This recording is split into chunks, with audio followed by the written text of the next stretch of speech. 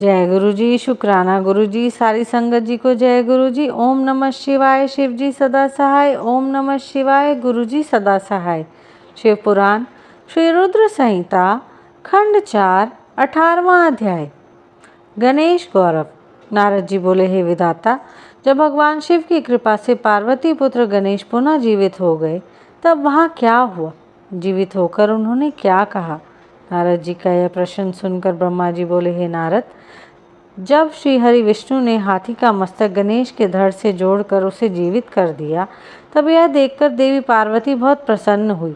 उन्होंने गणेश को वहां बाहों में भरकर गले से लगा लिया और उसे चूमने लगी। फिर उन्होंने गणेश को सुंदर व मनोहर वस्त्रों एवं रत्न जड़ित आभूषणों से सजाया।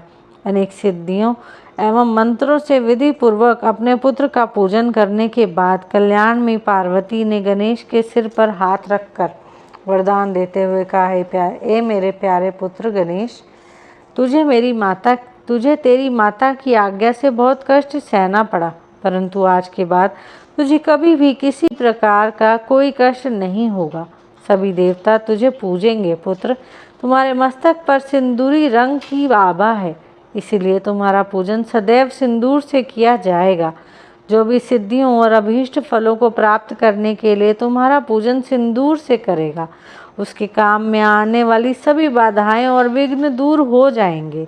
इस प्रकार जब देवी पार्वती ने गणेश पर अपने आशीर्वाद की कृपा की तब भगवान शिव भी प्रसन्नता पूर्वक गणेश के सिर पर हाथ फेरने लगे। माता पार्वती ने प्रसन्नता पूर्वक पहले भगवान शिव को देखा, फिर गणेश को संबोधित करती हुई बोली, पुत्र, यही तुम्हारे पिता भगवान शिव है। तब गणेश जी तुरंत उठ खड़े हुए और भगवान शिव के चरणों पर गिरकर अपने अपराध की क्षमा मांगने लगे। गणेश ने कहा, पिताजी, मैं अज्ञानतावश आपको पहचान न सका, इसी कारण मैंने आपको घर के भीतर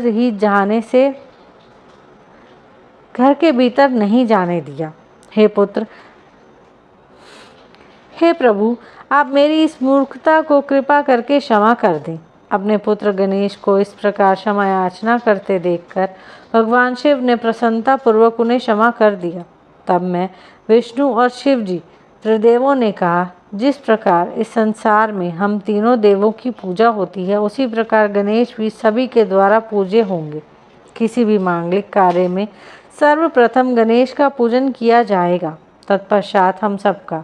यदि ऐसा ना किया गया तो पूजा सफल नहीं मानी जाएगी तथा पूजा का फल भी नहीं मिलेगा। तब शिव जी ने सभी मांगलिक पूजन वस्तुएं मंगाकर गणेश का पूजन किया। उसके बाद मैंने, विष्णु जी, पार्वती जी और अन्य देवताओं ने भी उनकी विधि विधान से पूजा की। उसके उपरांत सभी देवताओं ने उन्हें यथा योग्य वरदान प्रदान किए। उसी दिन से गणेश जी को अग्र पूजा का आशीर्वाद मिला। यहीं पर शिव पुराण श्री रुद्र संहिता खंड 4 18वां अध्याय समाप्त होता है। जय गुरु जी।